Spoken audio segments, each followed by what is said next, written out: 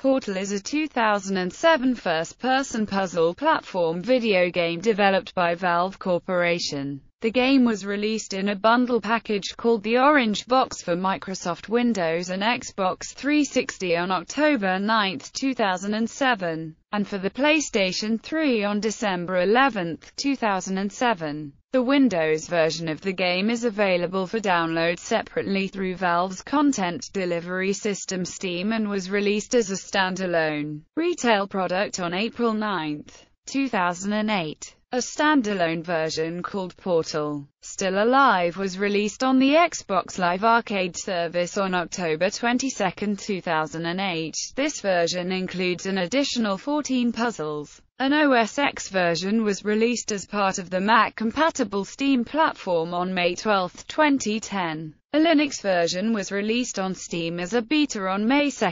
2013, and came out of beta on June 24, 2013. An Android port for the NVIDIA Shield was released on May 12, 2014. The game primarily comprises a series of puzzles that must be solved by teleporting the player's character and simple objects using the Aperture Science handheld portal device, a device that can create interspatial portals between two flat planes. The player character, Shell, is challenged by an artificial intelligence named GLaDOS to complete each puzzle in the Aperture Science Enrichment Center using the portal gun with the promise of receiving cake when all the puzzles are completed. The game's unique physics allows momentum to be retained through portals, requiring creative use of portals to maneuver through the test chambers. This gameplay element is based on a similar concept from the game Narbacular Drop. Many of the team members from the DigiPen Institute of Technology, who worked on Narbacular Drop, were hired by Valve for the creation of Portal. Portal was acclaimed as one of the most original games of 2007, despite being considered short in length. The game received praise for its unique gameplay and darkly humorous story. It received acclaim for the character of GLaDOS, voiced by Ellen McLean in the English-language version, and the end credits song, Still Alive, written by Jonathan Coulton for the game. Not counting sales through Steam, over 4 million copies of the game have been sold since its release.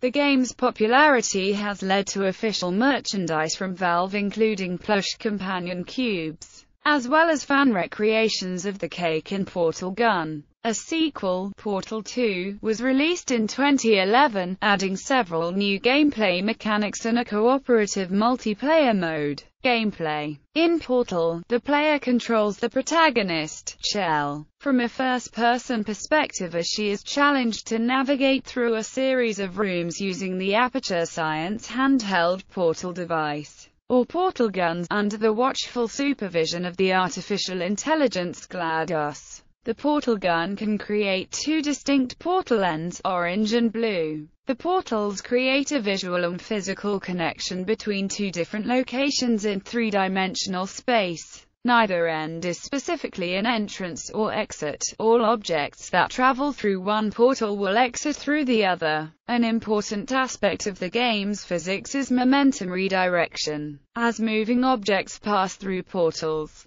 they come through the exit portal at the same direction that the exit portal is facing and with the same speed with which they pass through the entrance portal. For example, a common maneuver is to jump down to a portal on the floor and emerge through a wall, flying over a gap or another obstacle. This allows the player to launch objects or shell over great distances, both vertically and horizontally, referred to as flinging by Valve. As GLaDOS puts it, in layman's terms, speedy thing goes in, speedy thing comes out, if portal ends are not on parallel planes. The character passing through is reoriented to be upright with respect to gravity after leaving a portal end. Shell and all other objects in the game that can fit into the portal ends will pass through the portal. However, a portal shock cannot pass through an open portal. It will simply deactivate or create a new portal in an offset position. Creating a portal end instantly deactivates an existing portal end of the same color. Moving objects, glass, special wall surfaces, liquids, or areas that are too small will not be able to anchor portals. Particle fields known as emancipation grills, occasionally called fizzlers in the developer commentary, exist at the end of all and within some test chambers. When passed through, they will deactivate in any active portals and disintegrate any object carried through. The fields also block attempts to fire portals through them. Although Chell is equipped with mechanized heel springs to prevent damage from falling, she can be killed by various other hazards in the test chambers, such as turret guns, bouncing balls of energy, and toxic liquid. She can also be killed by objects falling through portals, and by a series of crushers that appear in certain levels. Unlike most action games at the time, there is no health indicator. Chell dies if she is dealt a certain amount of damage in a short time period, but returns to full health fairly quickly. Some obstacles, such as the energy balls and crushing pistons, deal fatal damage with a single blow. GameSpot noted, in its initial review of Portal, that many solutions exist for completing each puzzle, and that the gameplay gets even crazier. And the diagrams shown in the trailer showed some incredibly crazy things that you can attempt. 2 additional modes are unlocked upon the completion of the game that challenge the player to work out alternative methods of solving each test chamber. Challenge maps are unlocked near the halfway point and advanced chambers are unlocked where the game is completed. In challenge mode, levels are revisited with the added goal of completing the test chamber either with as little time, with the least number of portals, or with the fewest footsteps possible. In advanced mode, certain levels are made more complex with the addition of more obstacles and hazards. Synopsis. Characters. The game features 2 characters.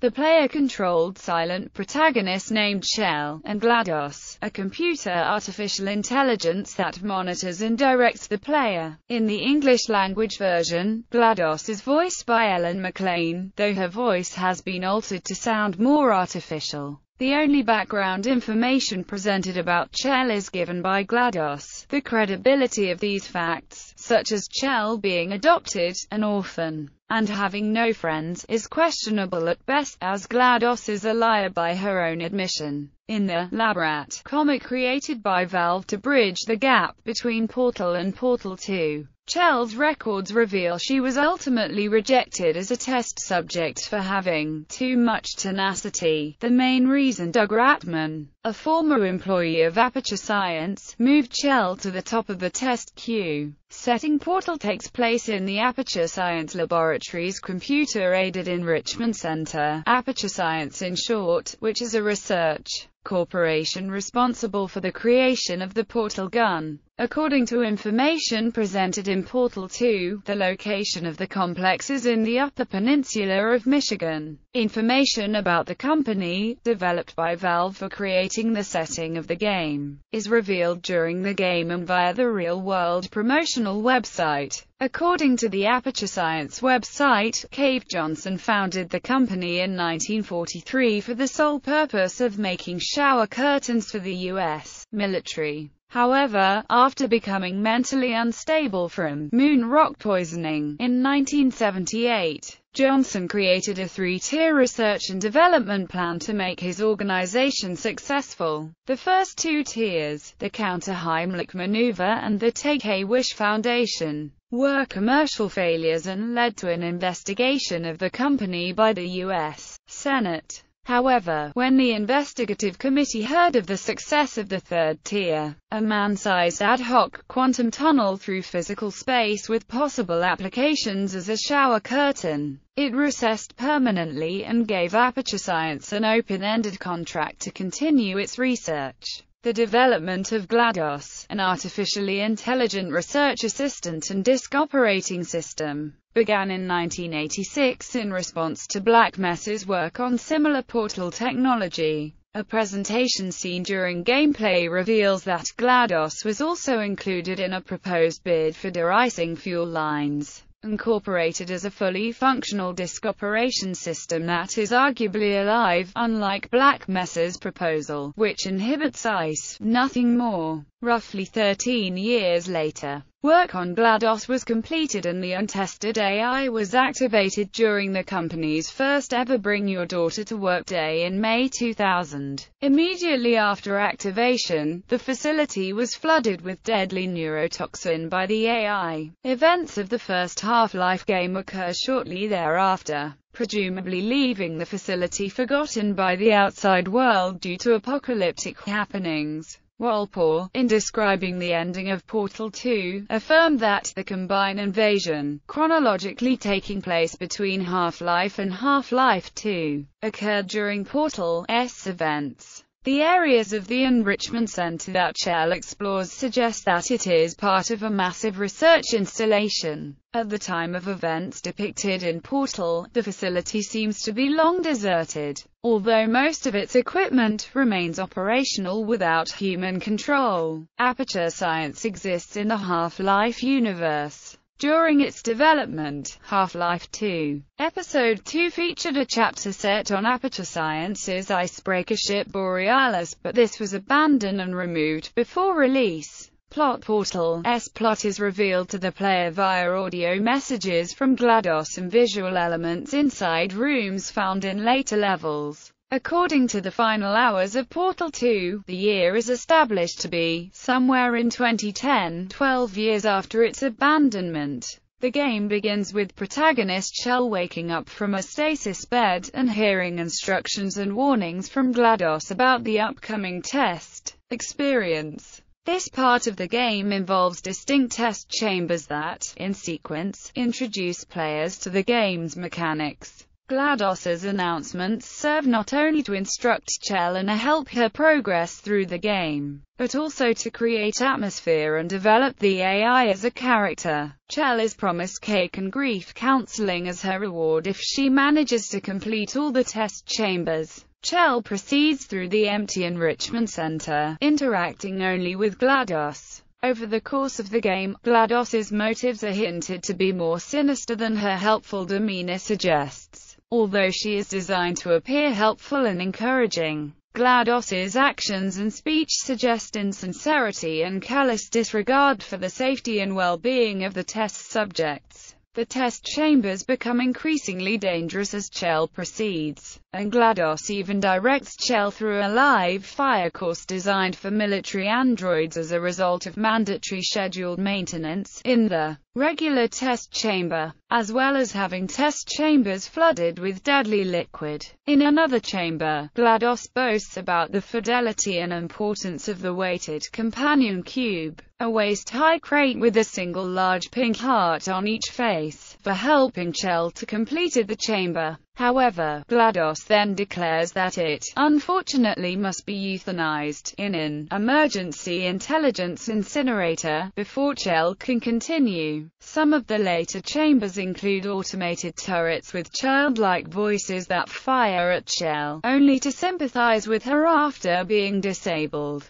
After Chell completes the final test chamber, GLaDOS congratulates her and prepares her victory incandescence, maneuvering Chell into a pit of fire. As GLaDOS assures her that all Aperture technologies remain safely operational up to 4,000 degrees Kelvin. Chell escapes with the use of the portal gun and makes her way through the maintenance areas within the Enrichment Center. GLaDOS becomes panicked and insists that she was only pretending to kill Chell as part of testing. GLaDOS then asks Chell to assume the party escort submission position, lying face first on the ground, so that a party associate can take her to her reward. Chell continues forward. Throughout this section, GLaDOS still sends messages to Chell and it becomes clear that she has become corrupt and may have killed everyone else in the center. Chell makes her way through the maintenance areas and empty office spaces behind the chambers, sometimes following graffiti messages which point in the right direction.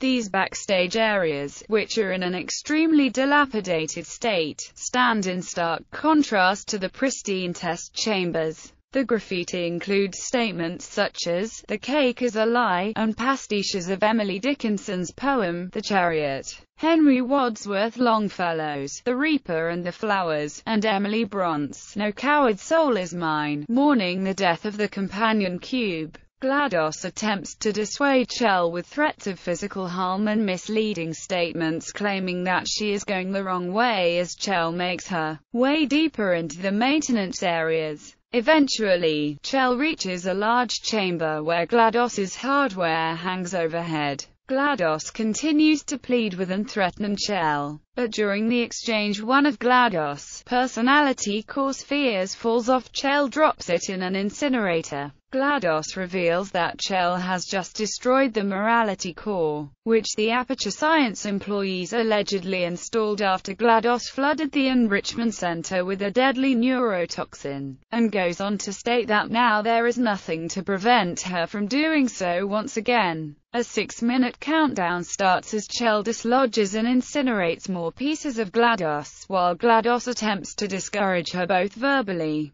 with a series of taunts and increasingly juvenile insults, and physically by firing rockets at her. After she has destroyed the final piece, a portal malfunction tears the room apart and transports everything to the surface. Chell is then seen lying outside the facility's gates amid the remains of GLaDOS. One of the final scenes is changed through a patch of the PC version that was made available a few days before Portal 2's announcement. In this retroactive continuity, Chell is dragged away from the scene by an unseen entity speaking in a robotic voice, thanking her for assuming the party escort submission position. The final scene, after a long and speedy zoom through the bowels of the facility. One by one a number of the cores begin to light up, before a robotic arm descends and extinguishes the candle on the cake, plunging the room into darkness. As the credits roll, GLaDOS delivers a concluding report. The song, Still Alive, which declares the experiment to be a huge success, as well as serving to indicate to the player that GLaDOS is still alive.